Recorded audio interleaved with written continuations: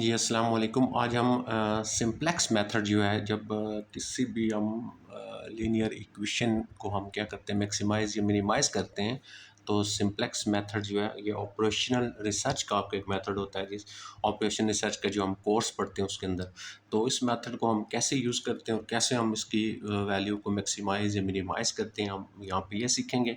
बाकी बेसिक आपको इसका सारा पता होगा। तो सबसे पहले ये हमारे पास ऑब्जेक्टिव फंक्शन होता है और ये कंस्ट्रेंट होते हैं। अब हमने क्या करना है, सबसे पहले इनके अंदर स्लैक वेरिएबल ऐड करने हैं।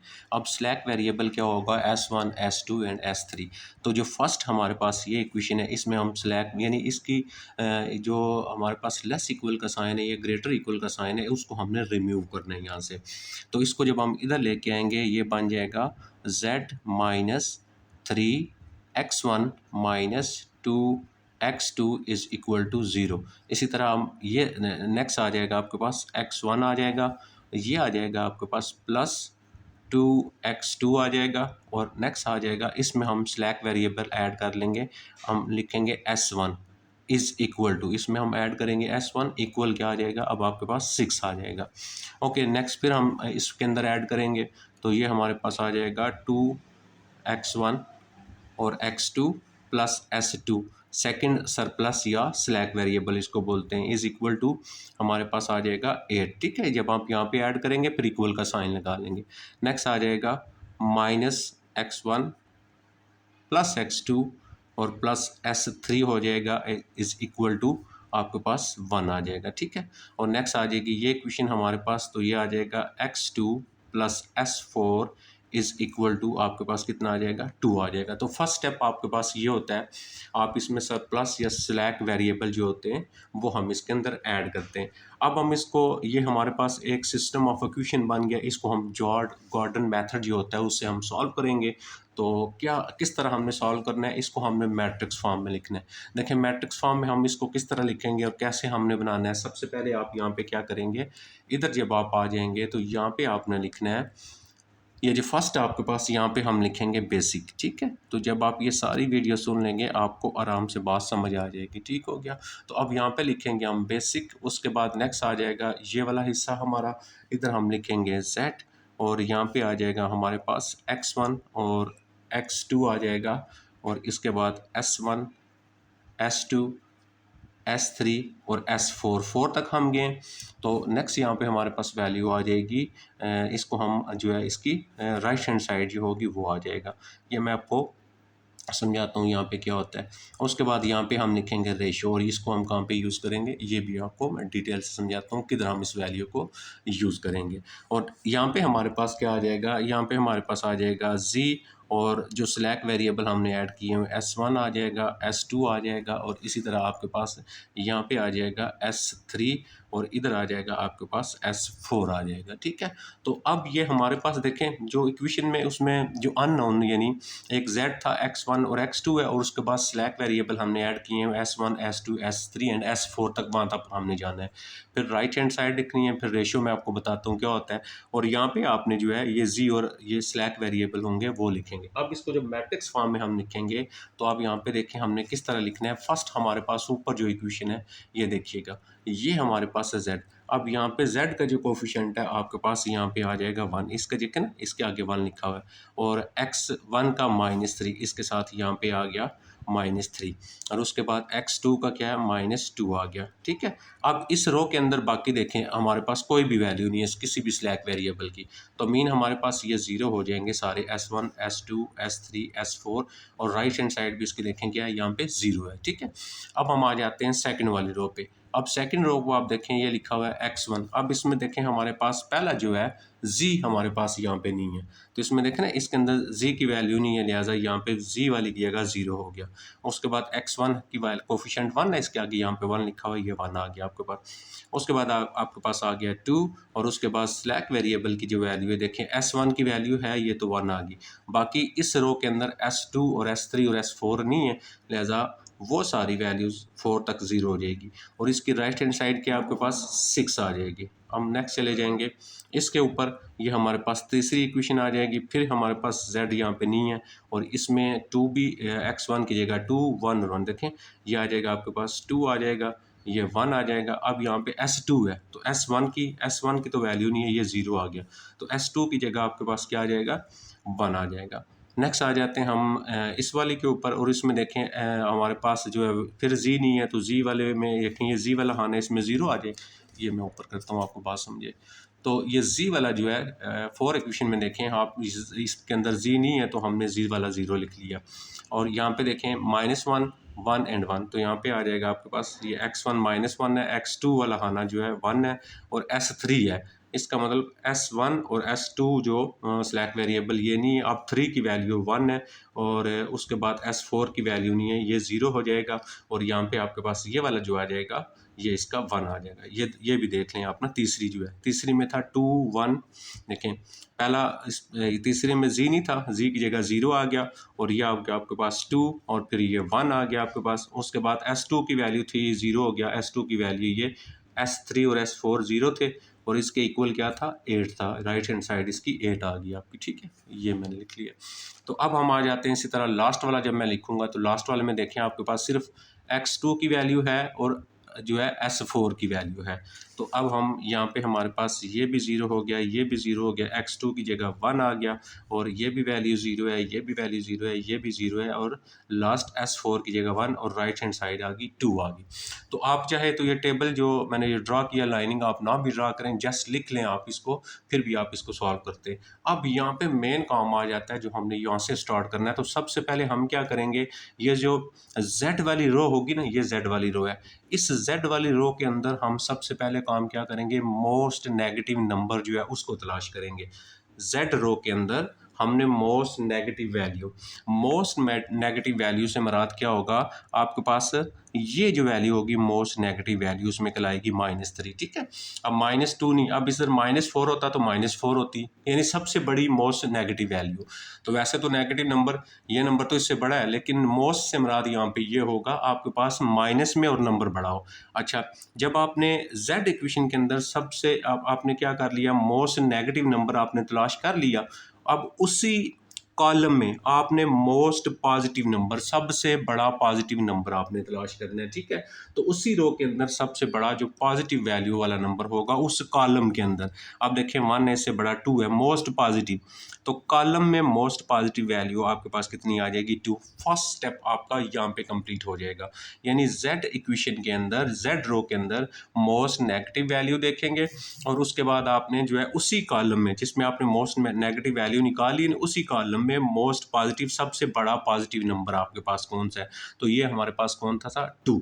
ये स्टेप आपने हर जो है आइट्रेशन जब स्टार्ट करेंगे तो हमने उसके अंदर इसको हल करना है।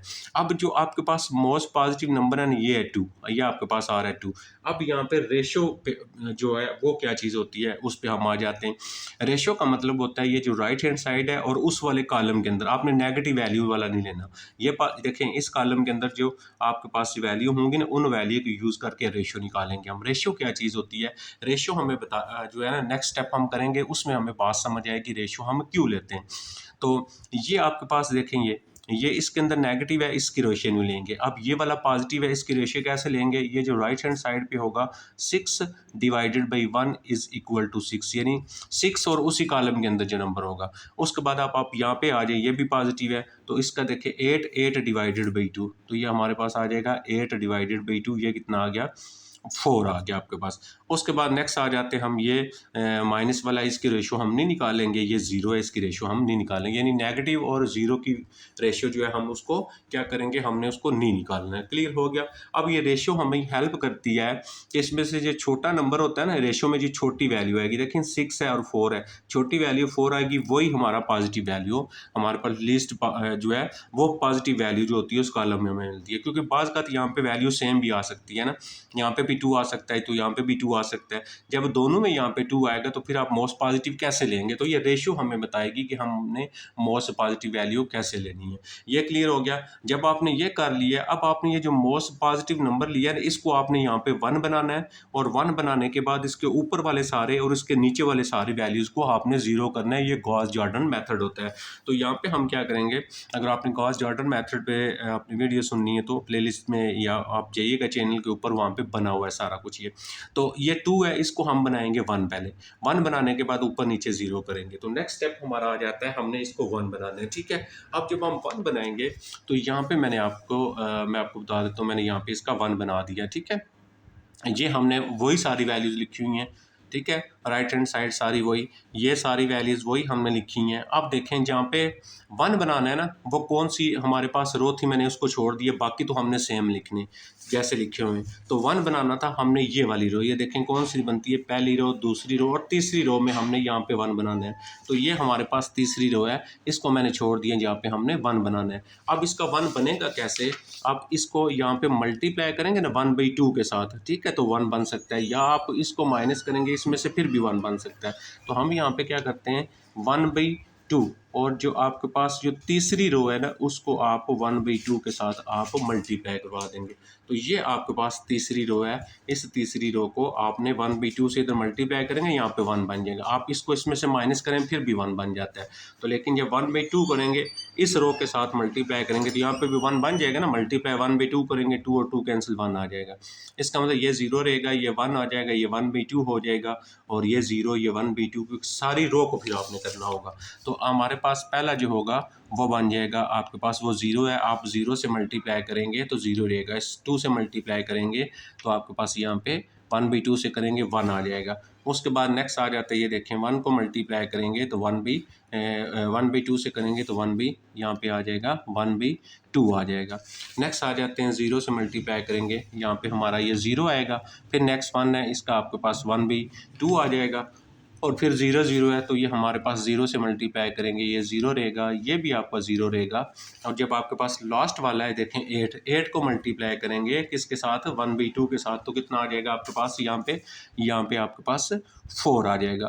तो ये हमने पहला स्टेप करना है। अब हम रेशो बाद में निकालते हैं, फिर सेम टू सेम स्टेप हम करेंगे। क्या सेम टू सेम स्टेप, वही स्टेप हम दोबारा इसके ऊपर दोहराएंगे। यानी हमने इसमें मोस्ट जो पॉजिटिव वैल्यू है, वो मोस्ट नेगेटिव वैल्यू है, उसको पहले तलाश करना है, ठीक है।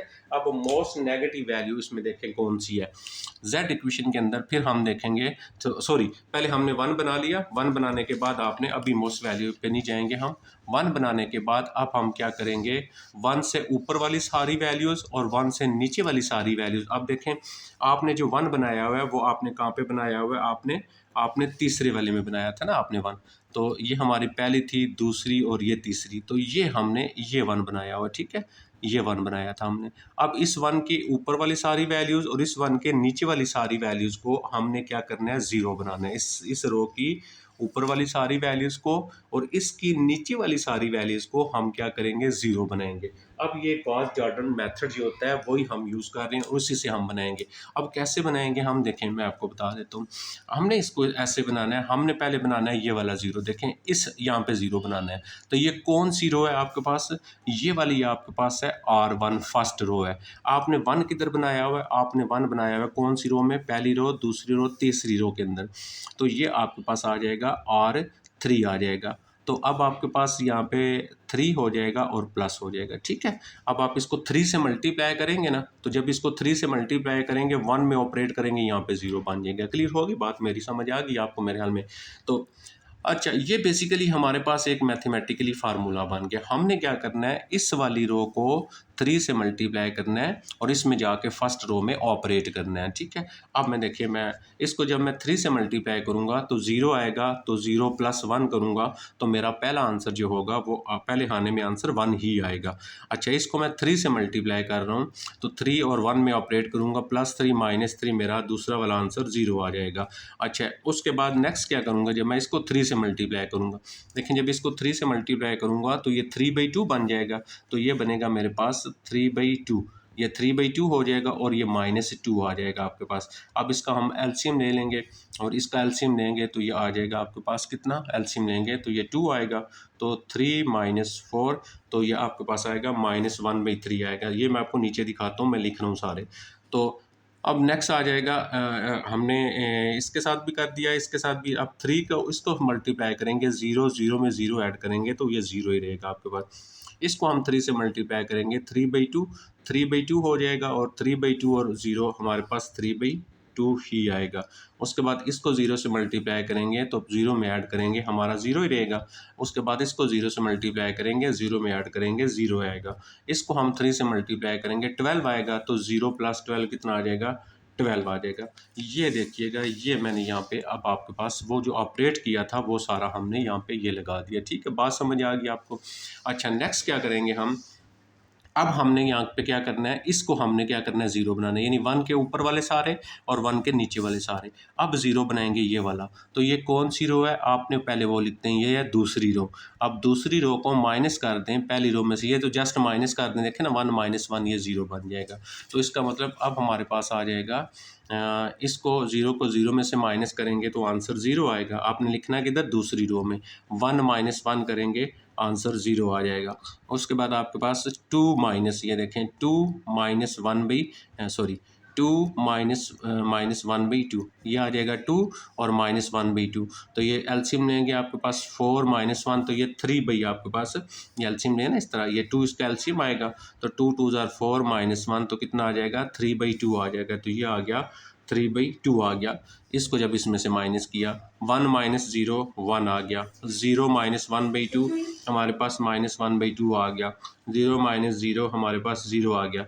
इसी तरह 0 - 0 हमारे पास 0 आ गया। 6 - 4 हमारे पास कितना आ गया, 2 आ गया। ठीक है, अब इसको भी 0 कर लिया, इसको भी। अब ये देखें, ये मैंने सारे जो है वो यहाँ पे नीचे दूसरी रो के अंदर जो की है वो भी मैंने लिख लिए। अब जिसके अंदर 1 बनाया हुआ था ना आपने ऊपर, वो वाली रो आपके पास ऐसी आएगी, 0 आएगा, आपके पास 1 आएगा, 1/2 आएगा, 0 आएगा, और उसके बाद 1/2 आएगा, 0 आएगा, 0 आएगा, 4। जिसके अंदर 1 बना हुआ है वो ऐसे ही रहेगा। अब हम क्या करेंगे, अब आप यहाँ पे आप इसको 0 करना है। ये कौन सी रो है, 5वीं वाली रो है, तो हम लिखेंगे R5। अब प्लस करेंगे ना R3 के अंदर, ये दोनों प्लस करेंगे तो हल होता जाएगा। तो 0 + 0 करेंगे, आंसर 0 आएगा। इसको इसमें प्लस करेंगे, आंसर 0 आएगा। इसको और इसको प्लस करेंगे, 1 + 1/2 तो इसका आ जाएगा आपके पास 3/2 आ जाएगा। और 0 में 0 प्लस करेंगे, 0 आ जाएगा। 0 और ये प्लस करेंगे, 1/2 आएगा। 1 और 0 करेंगे, 1 आ जाएगा, और 0 और 0 करेंगे, 0 आ जाएगा, और 1 और 4 करेंगे तो आपके पास 5 आ जाएगा। अब देखें, ये भी मैंने इस खाने के अंदर भी मैंने लिख लिया। अब लास्ट रह गया, तो लास्ट कौन सा है हमारे पास, ये तो 0 कर दिया, ये ऑलरेडी इसके नीचे देखें ये वैल्यू 0 है आपके पास, तो लिहाजा ये वाला आपके पास ऐसे ही सारा आ जाएगा जैसे का जैसा लिखा हुआ है। तो ये आ जाएगा 0 0 1 आ जाएगा, 0 आ जाएगा, 0 आ जाएगा, 0 आ जाएगा, 1 आ जाएगा, 2 आ जाएगा। क्लियर हो गया आपके पास, ये सारा ऐसे ही रहेगा। अब यहाँ पे देखें, ये मैंने छोड़ दिया ना।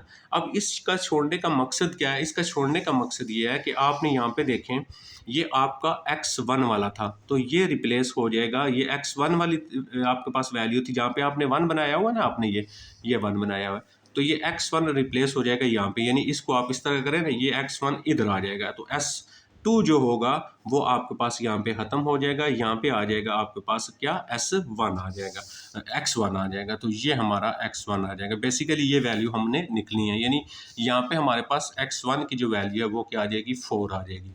अब हमारा फिर सेकंड स्टेप जब हम शुरू करेंगे, सेम रिपीट करेंगे, हम क्या करेंगे कि z इक्वेशन के अंदर सबसे मोस्ट नेगेटिव वैल्यू जो है वो z इक्वेशन के अंदर हम यहाँ पे फिर दोबारा क्या करेंगे, तलाश करेंगे। सबसे जो हमारे पास मोस्ट नेगेटिव वैल्यू होगी इसके अंदर हमने उसको क्या करना है, यहाँ पे तलाश करना है। ठीक है, तो अब अगर आप यहाँ पे देखें तो मोस्ट नेगेटिव ए की वैल्यू हमारे पास नेगेटिव में, तो वो -3 आ जाएगी। इस कॉलम के अंदर अब हम देखेंगे मोस्ट पॉजिटिव वैल्यू, सबसे बड़ी पॉजिटिव वैल्यू, तो 3/2 भी सबसे बड़ी है, 3/2 भी। अब देखें 2 वैल्यूज आ गई। अब ये 2 वैल्यूज जब आ जाती है, अब हमने डिसाइड करना है कि इसमें से ये वैल्यू लेनी है हमने या ये वैल्यू लेनी है। अब हमें रेशियो जो होगा ना वो हमें बताएगा कि हमने कौन सी वैल्यू यहाँ से सिलेक्ट करनी है। ठीक है, इसीलिए हमने जो रेशियो वाला आना था वो हमने यहाँ पे, इसीलिए यहाँ पे पहले क्या किया था, हमने बना दिया था। तो अब हम आ जाते हैं, देखें अब हम यहाँ पे क्या करेंगे, हमने क्या करना है, यहाँ पे हम आ जाएंगे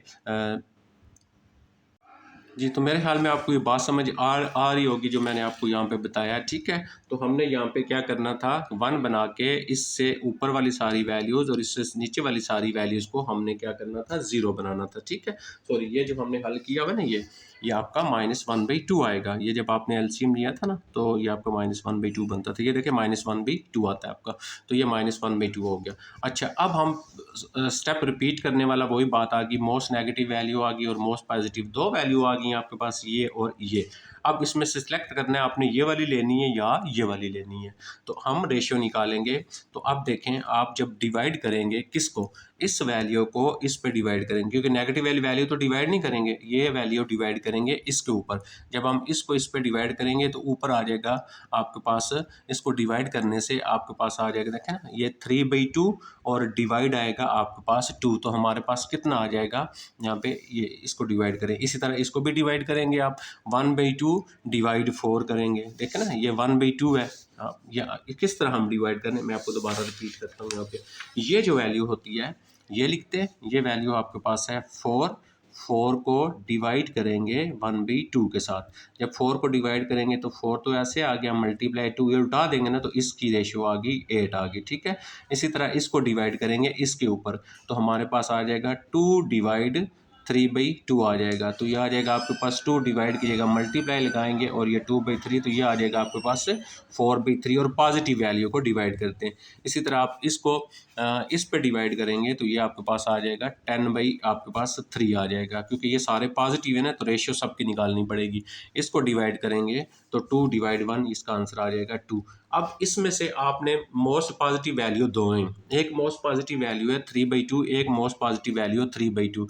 इन दोनों में से हमने एक को सिलेक्ट करना है, ठीक है। इन दोनों में से कौन सी सिलेक्ट होगी, अगर आप यहाँ पे देखें, ये 4/3 और ये 10/3, इन दोनों में से छोटी वाली होगी ना, तो 4/3 छोटा है, तो ये वाली सिलेक्ट होगी। इसीलिए हम यहाँ पे हमने क्या किया था, इसका जो है वो वैल्यू हमें रेशियो की हमें निकालनी पड़ी थी। तो ये हमारे पास आ गया मोस्ट पॉजिटिव वैल्यू। तो जो मोस्ट पॉजिटिव वैल्यू होती है, अब हम इसको क्या करेंगे, इसको बनाएंगे 1, ठीक है। जब आप इसको 1 बनाएंगे, इसको 1 बनाने के बाद बाकी सारी वैल्यूज़ को ऊपर और नीचे 0 करेंगे, ठीक है। तो इसको 1 बनाने के लिए आप यहाँ पे मल्टीप्लाई करेंगे 2/3 के साथ, तो ये कैंसिल होके आपको यहाँ पे 1 बन जाएगा। क्लियर हो गया। तो अब 1 बनाने के लिए हमें क्या करना पड़ेगा, हमें लिखना पड़ेगा 2/3। और ये कौन सी रो है हमारे पास, ये हमारे पास सेकंड वाली रो है, R2 है। तो इसको हम 2/3 से मल्टीप्लाई करेंगे तो यहाँ पे हमारा 1 बनेगा। ओके, अब देखिए, अब यहाँ पे मैंने ना जो वो सेम बाकी ऐसे लिख दिया, और ये जहाँ पे हमने 1 बनाना था ना, उसको मैंने यहाँ पे खाली छोड़ दिया। ये देखिएगा ना अपना, ये था आपके पास यहाँ पे। अब हमने क्या करना था, दूसरे वाले खाने के अंदर यहाँ पे 1 बनाना है। तो कैसे 1 बनेगा, जब हम इसको मल्टीप्लाई करेंगे 2/3 के साथ, यानी उल्टा, यहाँ पे मल्टी 2 और 2 कैंसिल, 3 इसका मतलब यहाँ पे हमने यहाँ पे लिख देना है, और ये हमारा 0 0 ऐसे रहेगा। तो हमारे पास फर्स्ट वैल्यू है, जब हम मल्टीप्लाई करेंगे ये 0 ही रहेगा, ये भी 0 रहेगा, ये तो हमारा 1 बन जाएगा।